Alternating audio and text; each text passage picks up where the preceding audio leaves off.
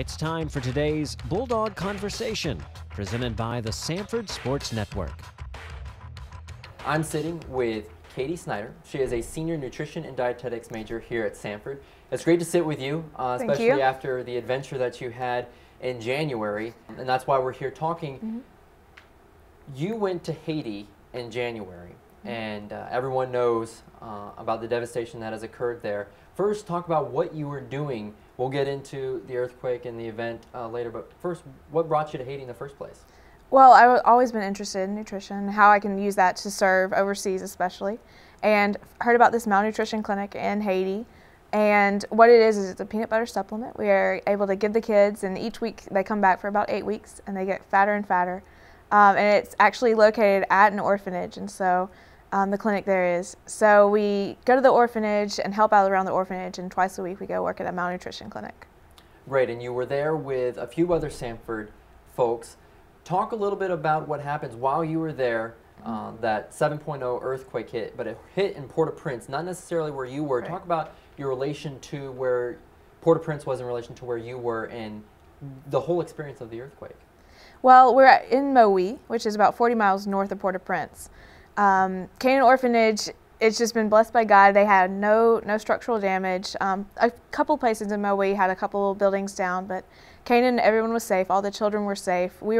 Megan Scott and I was another nutrition major there, and we were washing clothes. Anna was in the cafeteria with the kids and was able to get the kids out, and everything at Canaan was safe. We felt it, and it was definitely still strong where we were, but nothing like the devastation in Port-au-Prince. And now talk a little bit about when you found out. Like you said, you didn't realize how bad it was where you were, but when you found out what had happened, what went through your mind as far as getting back into the country and just the devastation of the country in general? Well, I didn't know exactly what to think when I first found out. The next day we saw pictures from it. In the morning at breakfast we saw that it was a 7.0. And so that really hit home. That Port-au-Prince, I had been there just a couple days before. Saw pictures there, just the devastation. That was unbelievable. And slowly I started to realize that we're kind of stuck in Maui, and we couldn't have gas to get down to Port-au-Prince. And it was never really too alarming for me, but at the same time I did start realizing I've got to get out. I've got to get back to class. As much as I don't really want to, I have to get back.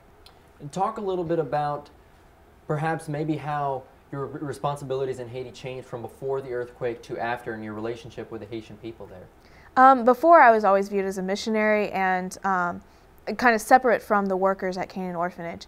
Afterwards, the workers went to Port-au-Prince to check on their families. So my job became to be a worker at Canaan. I helped with the preschool classes. I helped the kids out as best I could, just really focusing on the kids.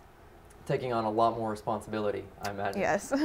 Now talk a little bit about, you're back in the United States now. Talk a little bit about, you're safe, everything's okay, but the devastation is still happening there in Haiti. A lot of people from the United States going over there to help out. Talk a little bit about perhaps how this experience has changed perhaps the way you view life, view different aspects of life, just how it's changed you in general. It's definitely taught me not to take anything for granted.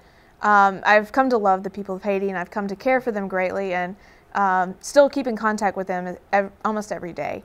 And so it's been hard for me to be back and be away from them during this hard time, but trying to do as much as I can, whether that's through prayer or whether that's through talking to other people about it, raising money. But while I'm here, it's just been definitely a focus on being grateful for everything I have, and being to never miss an opportunity, because so much can change in just 35 seconds. What went through your head when you saw your parents for the first time and being back on American soil and almost reuniting, even though it really hadn't been that long? I'm sure it seemed like ages. Right. I was in disbelief.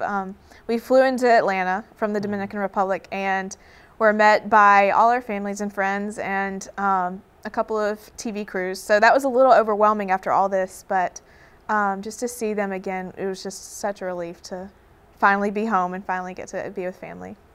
And one last question, we're about out of time for you. You mentioned prayer and raising support. If someone were looking for perhaps a specific location, I know there's a billion organizations out there right now trying to raise funds to help Haiti. What's the best way that you're kind of directing people to help Haiti? I would suggest to go to CanaanOrphanage.org. It's a great ministry, a great opportunity to support Haitians raising Haitian leaders. That's their ministry, and that's what they have over 75 children at Canaan Orphanage, and they're taking in more and really wanting to impact Haiti during this hard time. Great. And again, so to find out more information, you can visit CanaanOrphanage.org. That's all the time we have for today, but it was great to sit with you, hear a little bit about your experience. I know that you have many more stories, and we will continue to pray not only for the orphanage, but all the other people in Haiti as well. Thank you for your time again. That's Katie Snider. She's a senior nutrition dietetics major here at Samford. Thank you. You've been listening to Bulldog Conversation with Nathan Troost. The Adventure Bus Charters halftime show continues in a moment. This is the Samford Sports Network.